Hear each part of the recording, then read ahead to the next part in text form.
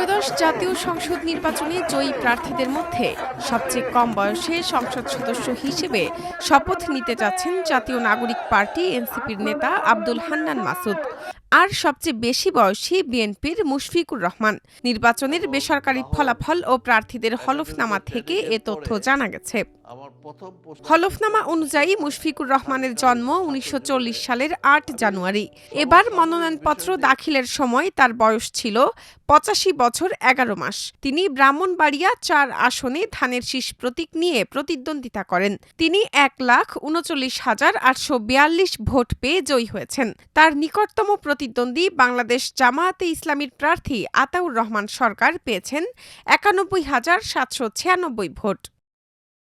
এদিকে নোয়াখালী ৬ আসন থেকে জয় পেয়েছেন এনসিপির জ্যেষ্ঠ যুগ্ম মুখ্য সমন্বয়ক আব্দুল হান্নান মাসুদ। তিনি পেয়েছেন ৯১,৮৯৯ ভোট।